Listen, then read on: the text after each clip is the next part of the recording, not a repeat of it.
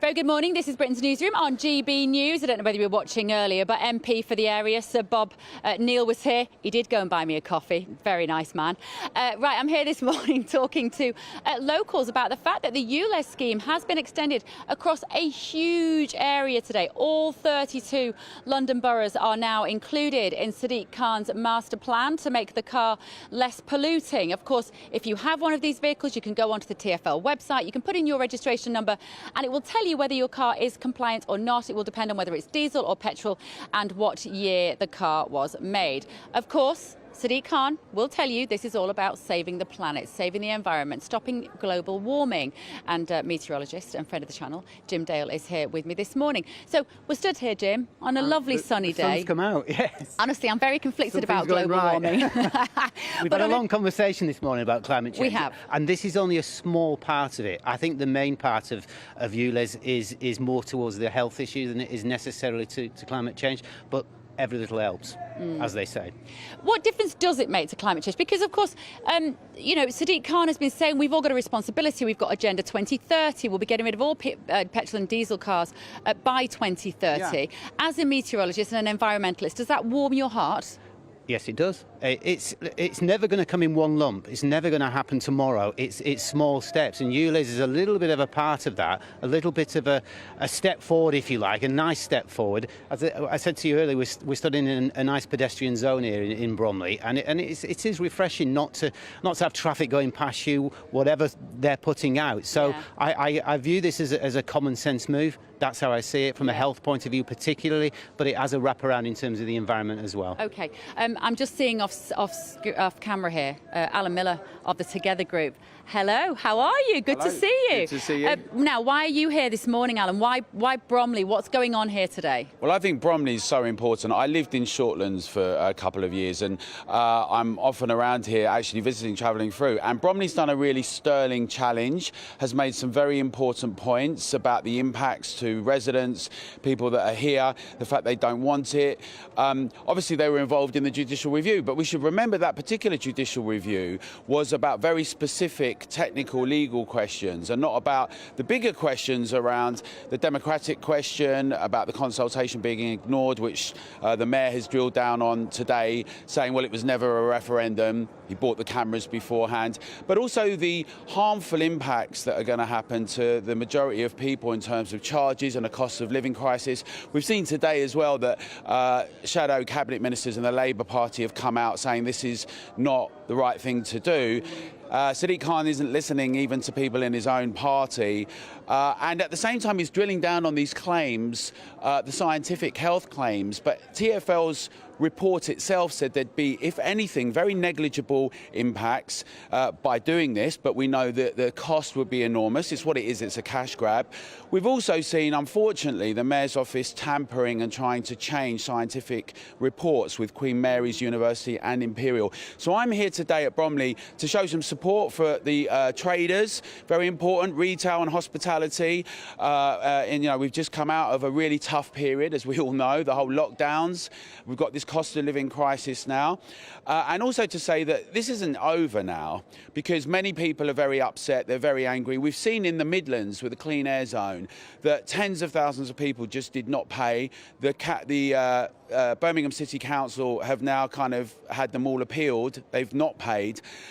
People are furious about this. It's unacceptable. And the fact that we keep getting gaslit now by a mayor who keeps drilling down on these claims about the emergencies and the scientific benefits, he would do much better to get into TfL and go underground there. And actually, the way if we really want to extend lives, we want to make sure that people have better housing and they can earn money in places like this and get better incomes. That, in the last 100 years, is how people have done that. So I'm here today to show support and say no to ULEZ still. Yeah. Well, you know, Sadiq Khan would say that with any change, any sort of industrial shift we've had in the past, there will always be casualties. And that the risk is that the Luddites say we don't want any change. We don't want this. We just want to carry on as we are. We should all be allowed to drive polluting diesel cars and petrol cars. are you just being a Luddite, Alan? It's a really good question because if we look at the last 4 decades, there's been some fantastic improvements. We've had catalytic converters.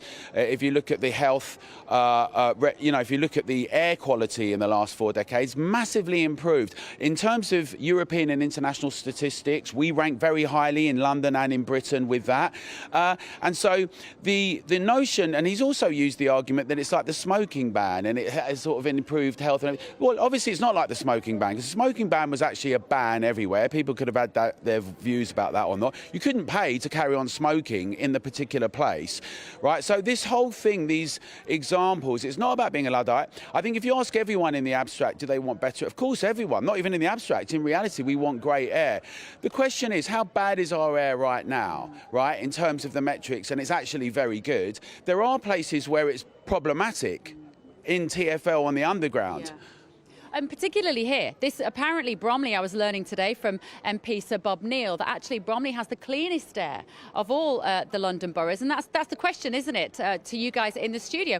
Is our air sufficiently bad that we need to make these sorts of compromises on businesses and families and the pensioners that Bob Neal was talking about as well? Jim Dale will be here with me later. Alan Miller, good to see you. So back to you guys in the studio. Maybe that's the question to Tonya and Nigel Nelson, who are joining us now. Is our air sufficiently bad, do you think, in your experience, that we have to make these changes and make them so quickly? Well, introduced, Tonya's with me. Tonya Buxton, lovely to see you again, Tonya. You had a lovely time away with your family in Greece, and you're looking fabulous. And Nigel Nelson, who always looks fabulous, even though I always disagree with absolutely everything you say, Nigel. Tonya, to you first, on the ultra-low emission zone, do you see any case for it? No, Expansion? none at all. And also, its foundations are set on falsehood. And we need to dig down and get rid of those first and foremostly. What Sadiq has said is the truth about why ULEZ is happening isn't untruth. And so we need to just dig down onto the things that he's saying, you know, the 4,000 extra deaths and what the actual air quality is.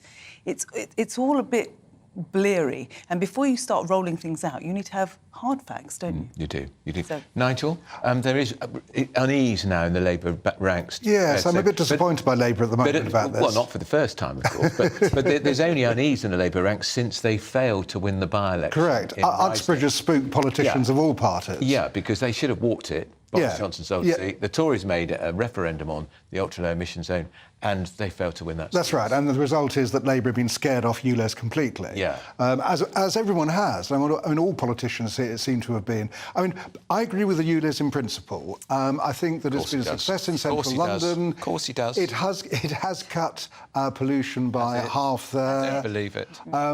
Where I think Sadiq Khan got it wrong was that he could have graduated the charge. It was not about money, as he says, then just graduated the charge, say, start at £2.50 before going all the way up to £12.50.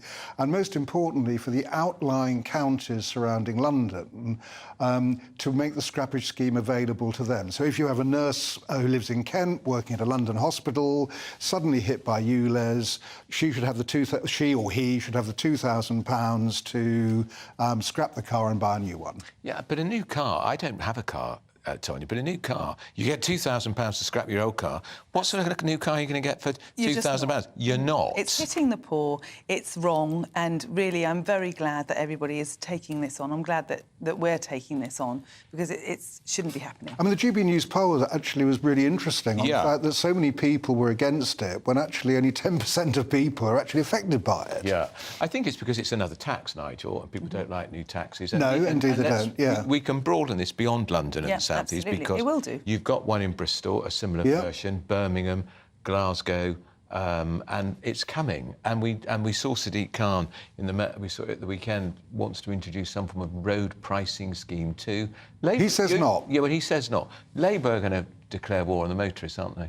Well, I'm not sure about that. And also, road pricing was an idea that came up under the Tories. I mean, they were thinking about doing it. We have got to do something about congestion on the roads. It may be that the best way of doing it would be some kind of per-mile charge, get rid of the road tax on the basis of that. There are all sorts of things that you might decide to do. That doesn't make it anti-motorist. It means just a new way of actually organising it.